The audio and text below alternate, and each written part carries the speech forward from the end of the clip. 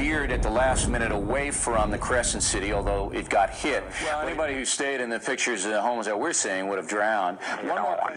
Now, do you have kids?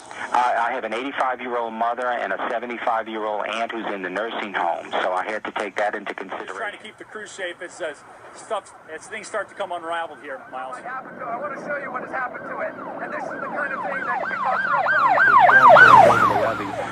Which brought the industrial canal and parts of the Gulf into that parish. All right, let me just stop you there. So 20 feet above the levee, a levee's obviously there to keep the water back.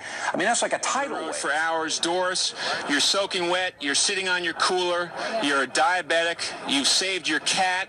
Yeah. Now it's getting dark soon, Doris. What's going to happen to you when night comes here? I don't know. I'm very frightened and very scared and worried. I don't know what we're going to do out here.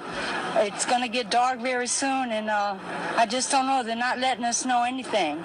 Shepard, people just uncertain. Stanley here pulled his 93-year-old mother-in-law out. They traveled by helicopter, off roof, by boat, by bus. They're still here by the side of the road. Stanley, you're sitting by the side of the road. Your thoughts? It's just hard for me to believe that this is America. We survived for 4 days, and the city of New Orleans cut all utilities. They cut cell phone use, they cut gas, water, electricity.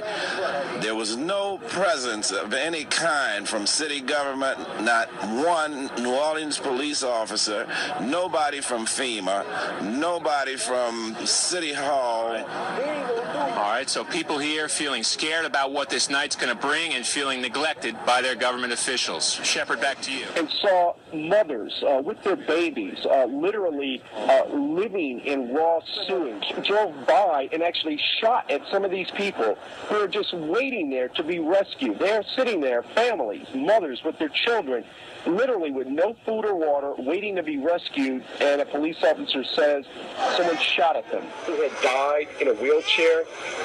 There was no one to come get her. There's no ambulance. There's no pickup. She was just sitting on the side of the road next to the convention center with a blanket over her. Right next to her on the ground was another body wrapped in a white sheet. So people are literally dying at the convention center, and we expect if conditions don't change there very soon, that body count will continue to rise. Oh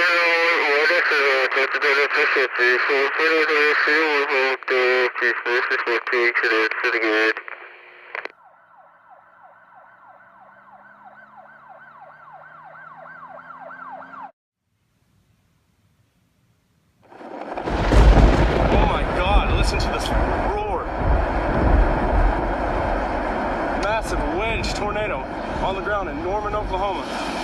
Don't take it lightly. If this storm is heading your way, go to your safe spot.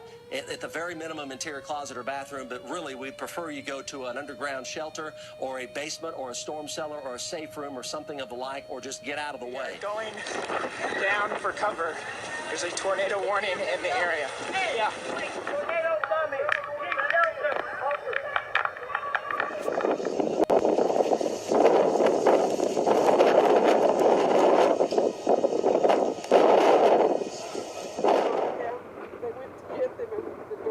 So we couldn't, and we're having a hard time finding transportation to get to school, so we don't know. It's rain coming window. The tornado went in, and I was so afraid that I was hanging on to one of the desks. I fell back, and then all the dirt started getting in my eyes and my nose.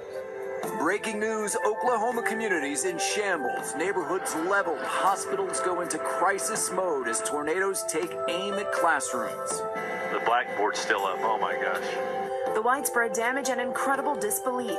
We saw the circulation and went and hid underneath the closet. I was on the ground and my ears just went and I couldn't hear anything except cracking and kids screaming. The students killed when tornadoes hit their schools. A lot of parents just started walking and running over to Briarwood, and when we got up to Briarwood, you could see that it had been just completely destroyed. The communities left in ruins, and the storms that may be on the way today. Rising death toll overnight and the frantic search for survivors. We were pulling house walls off of people. There were people crawling out from everywhere and anywhere. It's basically just a war zone.